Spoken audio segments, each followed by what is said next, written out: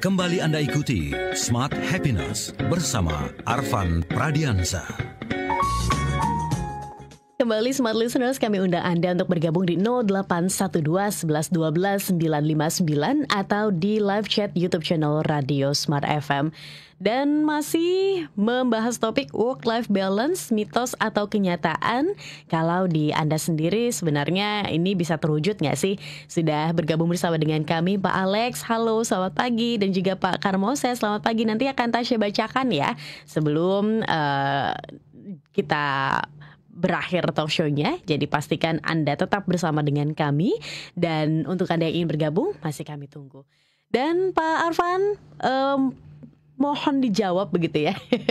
Jadi sebenarnya balance yang tepat itu seperti apa begitu? Karena kan namanya kehidupan kan nggak ada yang ideal ya. Kita maunya yang ideal-ideal aja, tapi nggak. Kadang itu tidak bisa nih untuk didapatkan. Jadi balance yang sebenarnya itu seperti apa? Silakan Pak Arfan.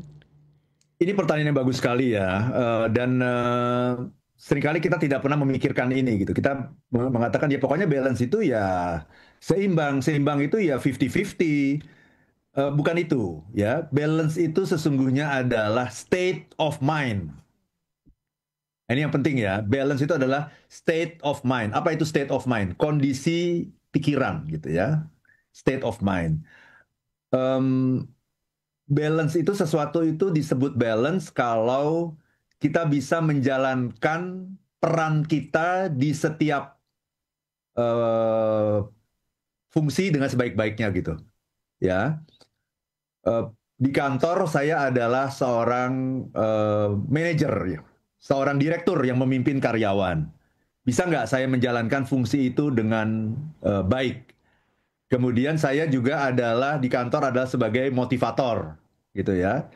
Itu udah peran yang berbeda lagi tuh, ya. Kalau tadi memimpin karyawan itu adalah peran secara internal, motivator peran saya secara eksternal kepada customer saya yang membayar saya kan begitu ya, sebagai motivator. Itu efektif nggak saya menjalankan peran sebagai motivator? Taunya efektif dari mana? Saya bisa membuat customer saya tercerahkan nggak, puas nggak gitu. Itu kan yang menilai kan customer ya, dan customer itu kan ada banyak ya, sesuai dengan bidang masing-masing. Sebagai penulis misalnya, sebagai penulis saya kan juga punya peran sebagai penulis. Sebagai penulis maka customer saya kan adalah pembaca saya, baik pembaca di majalah SWA maupun pembaca buku-buku saya, termasuk buku saya yang terbaru ini Life is Beautiful gitu ya. Mereka puas nggak baca buku ini? Mereka merasa tercerahkan nggak? Itu kan menunjukkan bahwa efektivitas saya sebagai seorang penulis. Saya juga misalnya adalah seorang coach. Kalau coach kan berarti saya melakukan coaching session bersama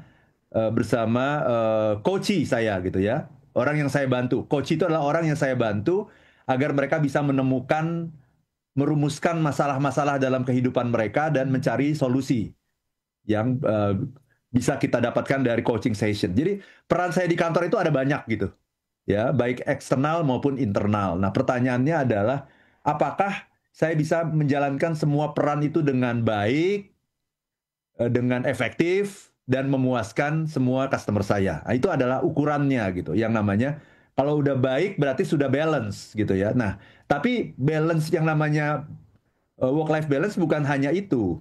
Nah, kita harus melihat di aspek personal saya. Di aspek personal, saya adalah misalnya seorang ayah. Apakah saya bisa menjalankan peran saya sebagai seorang ayah yang baik kepada anak-anak saya? Ya, Anda mungkin adalah seorang suami atau seorang istri. Apakah Anda bisa menjalankan peran yang baik bagi pasangan Anda? Sebagai istri yang baik atau sebagai suami yang baik? Apalagi Anda adalah seorang anak misalnya.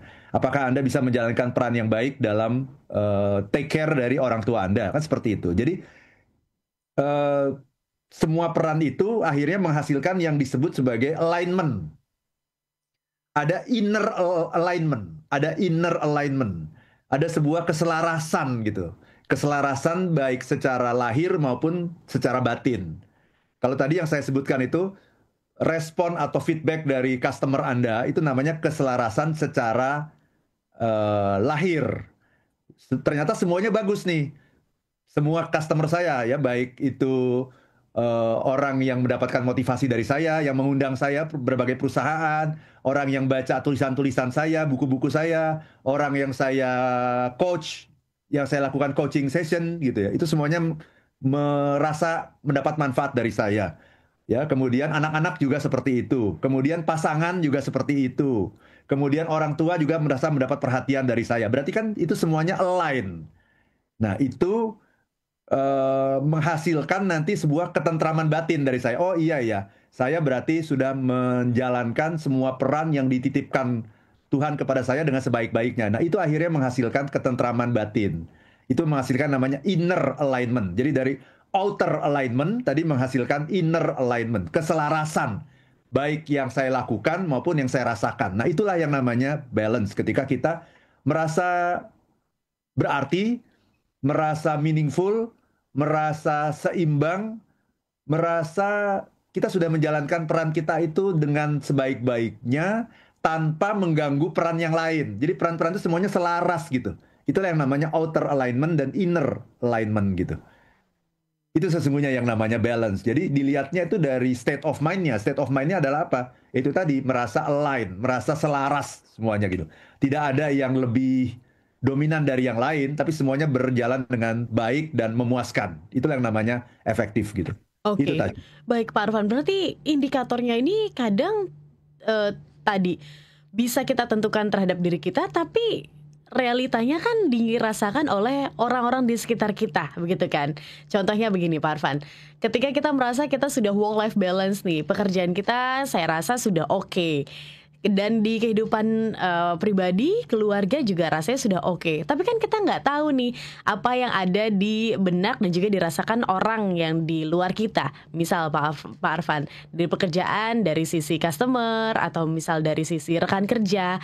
Dan kalau dari sisi keluarga mungkin dari anak ataupun istri. Berarti kita butuh feedback dong dari mereka. Karena kan mereka nih yang menjadi tujuan kita. Betul sekali. Nah, orang itu kan seringkali kegeeran.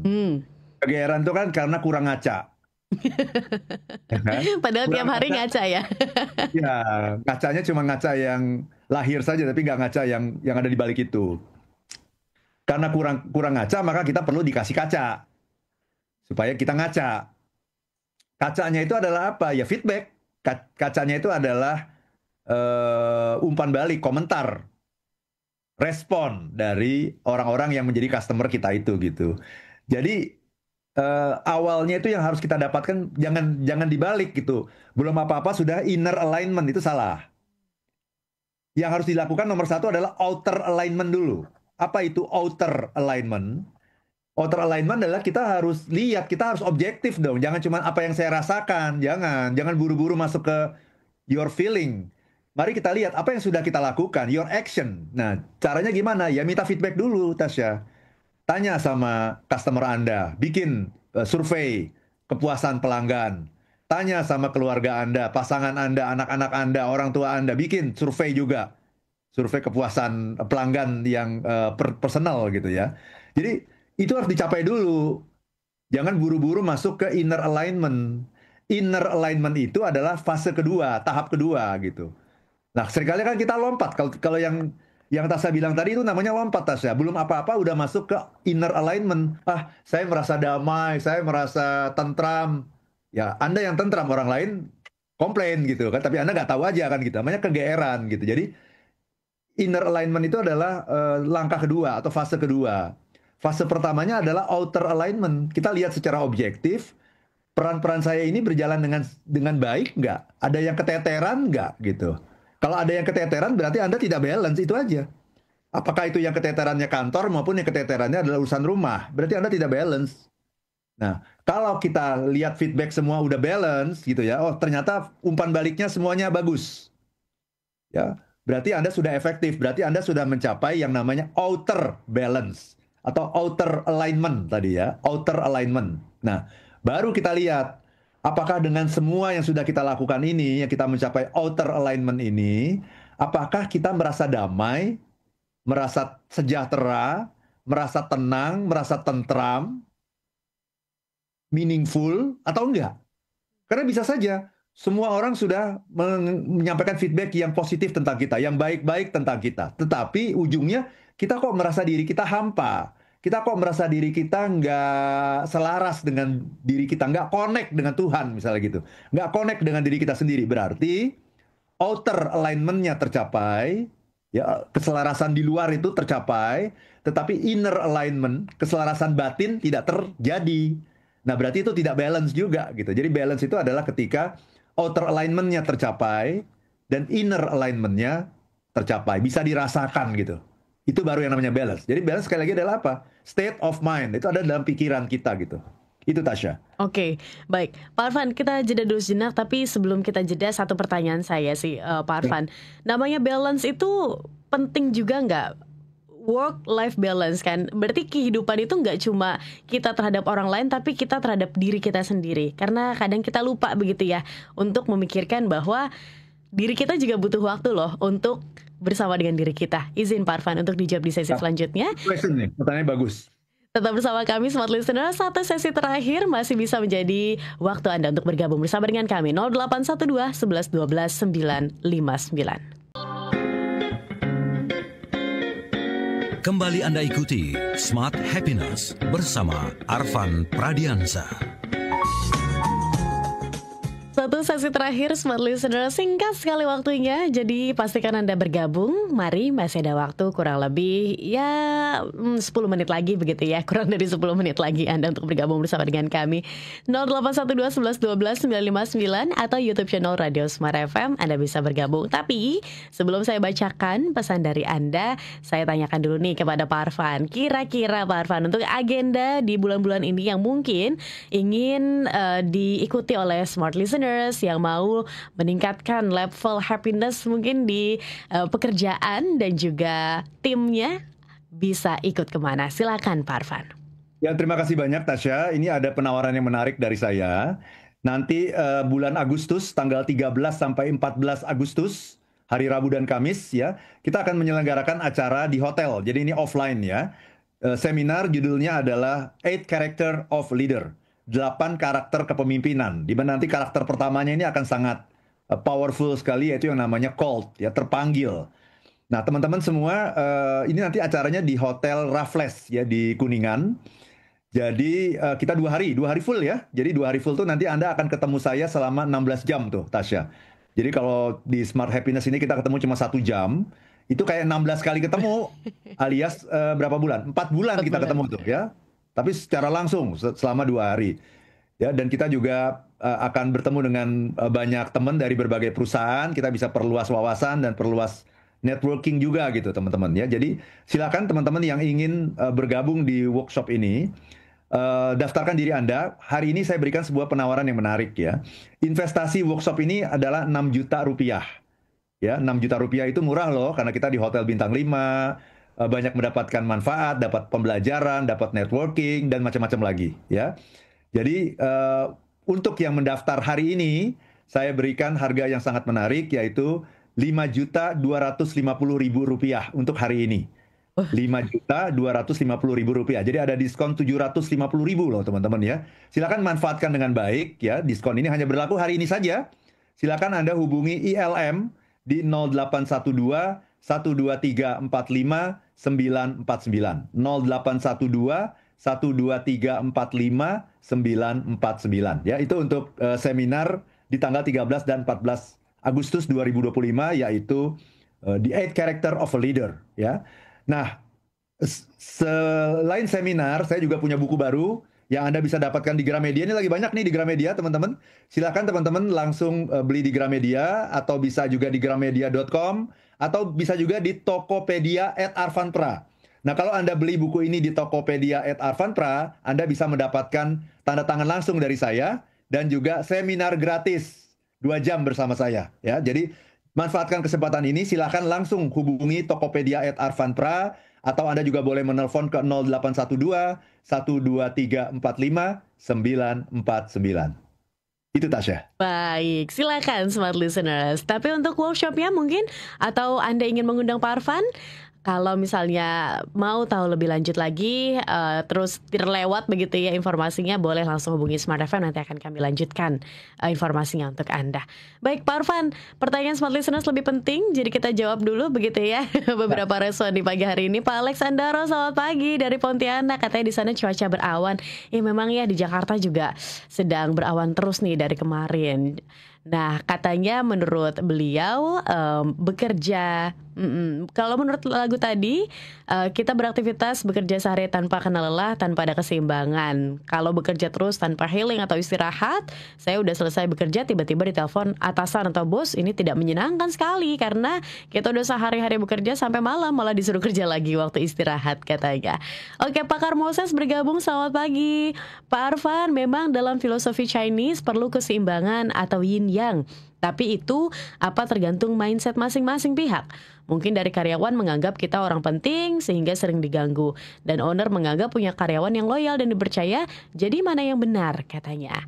Kemudian Pak Yono dari Banjarmasin, Pak Arfan ingin bertanya, gimana caranya life balance di dalam kesibukan kerja dan gimana dengan hubungan kita dengan Tuhan dalam work-life balance tersebut. Silahkan Pak Arfan untuk dijawab.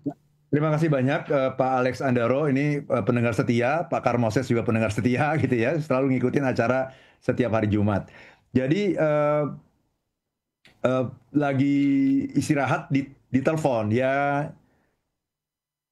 mindsetnya ini yang perlu dibenerin sih sebetulnya ya. Ya sebagai atasan juga, kalau Anda jadi atasan juga jangan menelpon anak buah kalau tidak ada sesuatu yang sangat penting gitu. Kalau tidak ada sesuatu yang sangat urgent gitu ya. Kalau masih bisa ditunda ya janganlah kita mengganggu anak buah kita di waktu istirahat gitu. Tetapi kadang-kadang pekerjaan tidak bisa diatur seperti itu gitu. Karena ada banyak sekali variabel di sana. Sangat kompleks gitu ya. Termasuk juga tuntutan dari customer. Dan customer itu nggak bisa menunggu gitu. Jadi yang dibutuhkan di sini adalah sebetulnya saling pengertian saja gitu. Saling memahami bahwa yang namanya bekerja itu adalah sesuatu pelayanan gitu. Bekerja itu sesuatu pelayanan yang harus kita lakukan dengan sepenuh hati. Bekerja itu adalah sesuatu yang butuh pengorbanan gitu. Dan pengorbanan itu kan sebetulnya adalah tanda cinta ya. Jangan pernah mengatakan cinta kalau Anda nggak mau berkorban. Jadi kalau kita mengatakan kita mencintai pekerjaan kita, maka kita harus mau berkorban. Harus mau berkorban itu apa sih? Korban waktu, korban tenaga, korban pikiran, bahkan korban perasaan gitu. Itu adalah bentuk pelayanan kita gitu. Jadi kalau atasan menelpon waktu healing ya tugas kita adalah menerima dengan senang hati. Dengan asumsi bahwa kita sudah mencapai kesepahaman bahwa kalau atasan menelpon itu nggak mungkin dia nelpon cuma mau menyampaikan sesuatu yang nggak penting gitu. Ya, jadi kalau sudah tercapai kesepahaman maka apapun telepon dari atasan walaupun itu terjadi waktu kita sedang istirahat, kita harus menyambutnya dengan senang hati karena itu adalah sebuah opportunity, sebuah kesempatan untuk melayani lebih baik lagi gitu. Nah itu mindsetnya harus disamakan dulu seperti itu Tasya. Jadi jangan setiap atasan menelpon bukan di jam kerja, kemudian kita langsung merasa terganggu gitu. Ya itu juga menunjukkan bahwa kita tidak memahami apa itu bekerja, tidak memahami makna dari pekerjaan yang kita lakukan gitu, dan tidak melayani gitu. Ya. Kemudian Pak Karmoses, apa tadi Pak Karmoses? Keseimbangan yin and yang, yin and yang. Betul, betul. Hidup ini adalah masalah keseimbangan, tetapi keseimbangan itu bukan sesuatu yang bisa dipahami secara matematis gitu. Jadi bahwa tadi cuma pembagiannya waktu yang saklek dan sebagainya itu bukan keseimbangan. Keseimbangan itu dipahami dengan yang namanya state of mind tadi itu ya.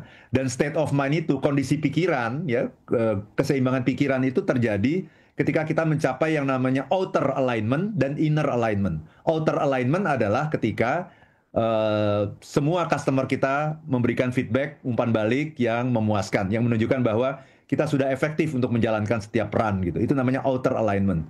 Tetapi pertanyaan berikutnya adalah apakah outer alignment itu membawa kita kepada yang namanya inner alignment, yaitu selain semuanya sudah puas dan kita sendiri merasa mendapatkan ketenangan batin, ketentraman, merasa sudah melakukan yang bermanfaat, merasa jadi orang yang bermakna. Kita punya kedamaian karena kita sudah melakukan apa yang diamanahkan oleh Tuhan kepada kita. Nah itu namanya inner alignment. Jadi keseimbangan itu tidak bisa ditafsirkan secara hanya secara logika, matematika, dan tidak fleksibel gitu dalam yang namanya keseimbangan. Kemudian apa tadi? Pak Yono. Pak Yono ya, terkaitan hubungan dengan Tuhan. Iya betul. Keseimbangan juga berkaitan dengan hubungan kita dengan Tuhan gitu ya. Karena tanpa hubungan dengan Tuhan, tanpa terkoneksi dengan sumber kasih sayang, sumber cinta, sumber kedamaian, kita tidak akan mungkin mendapatkan kedamaian, cinta kasih, kebahagiaan yang sejati gitu. Jadi memang harus selalu connect dengan Tuhan gitu. Harus selalu gitu. Nah, ini seringkali juga dilupakan ya, orang bilang work life balance itu di mana peran Tuhan dalam work life balance. Nah, itu seringkali nggak konkret gitu ya. Menurut saya harusnya sangat konkret gitu. Jadi ada yang namanya pekerjaan, ada yang namanya kehidupan, kemudian semuanya itu dikoneksikan, koneksi dengan diri sendiri dan koneksi dengan Tuhan gitu. Itu Tasya. Baik, singkat waktu kita Pak Arfan, tapi izin untuk sebagai pertanyaan penutup begitu ya. Karena kadang-kadang kita lupa nih namanya work-life balance, fokusnya kepada orang lain aja. Sebenarnya diri kita ini juga perlu ditanya nggak sih Pak Arfan, evaluasi juga sebenarnya udah dapat porsi yang sama atau belum begitu kan. Karena kadang-kadang kita lupa untuk diri kita sendiri, sibuknya ke yang lain, keluarga, pekerjaan, dan lain-lain. Silakan Pak Arfan sebagai penutup. Betul. Itulah yang saya maksud dengan inner alignment tadi gitu. Inner alignment itu, jadi kalau outer alignment itu mengalign peran-peran kita gitu ya. Peran saya sebagai suami, sebagai ayah, sebagai anak, kemudian diselaraskan dengan peran saya sebagai direktur di kantor, sebagai motivator, sebagai executive coach, sebagai penulis, sebagai konsultan gitu ya, sebagai fasilitator. Align nggak itu semua? Nah itu kan namanya outer alignment. Nah kaitan dengan diri sendiri adalah inner alignment namanya. Apakah semua peran yang sudah saya jalankan secara efektif itu menghasilkan well-being nggak buat saya gitu? Kebahagiaan, ketentraman, ketenangan, kedamaian, makna bagi saya gitu. Nah itu namanya kita sedang berusaha mengkonekkan, menghubungkan antara outer alignment itu dengan diri kita sendiri. Itu namanya inner alignment gitu. Kalau hasilnya adalah iya ya, saya merasa damai, saya merasa tentram, saya merasa bahwa saya sudah menjalankan apa yang diamanahkan oleh Tuhan kepada saya. Bahwa Van, kamu saya tugaskan di dunia ini untuk jadi motivator. Tolong layani orang sebanyak-banyaknya, yang membayar maupun yang tidak membayar gitu kan. Layani dengan sebaik-baiknya, dengan sekeras-kerasnya gitu ya, dengan setulus-tulusnya gitu. Nah, ketika saya merasa, oh iya ya, saya sudah menjalankan peran itu dengan sebaik-baiknya, sudah menjalankan apapun yang dititipkan Tuhan kepada saya sampai titik darah yang penghabisan gitu, maka saya akan mendapatkan ketenangan batin gitu. Dan ujung dari semuanya adalah saya merasa yakin gitu. Kalau suatu ketika kontrak saya di dunia ini sudah habis, saya dipanggil oleh Tuhan, maka dalam bayangan saya memvisualisasikan itu, Tuhan akan menepuk bahu saya dan mengatakan, Van, good job, mission accomplished. Dan itulah yang itulah definisi saya mengenai husnul khotimah. Jadi ujung dari semuanya itu adalah itu, akhir yang baik. Husnul khotimah itu adalah ketika kita mampu menjalankan peran kita di dunia ini dengan sebaik-baiknya, sampai Tuhan aja menepuk bahu kita dan mengatakan, good job Tasya, mission accomplished. Itu. Dan itu namanya husnul khotimah gitu dalam definisi saya. Oke. Itu Tasya. Baik, terima kasih Pak Arfan untuk insight-nya. Ini mengingatkan lagi untuk redefinisi begitu ya, merubah lagi nih mindset kita seputar work-life balance. Ternyata nggak cuma urusan waktu begitu ya, tapi ternyata ini lebih deep, lebih dalam lagi begitu ya, Smart Listeners, pemaknaan ya. Semoga bisa mencerahkan Anda di hari Jumat ini dan menjadi amunisi untuk menghadapi hari-hari selanjutnya. Dan kita harus tutup. Akhir kata, saya Tasya Rustama. Dan saya Arfan Pradiansyah. If you wanna be happy, be happy now. Demikian Smart Happiness bersama Arfan Pradiansyah, penulis buku bestseller Life is Beautiful dan The 7 Laws of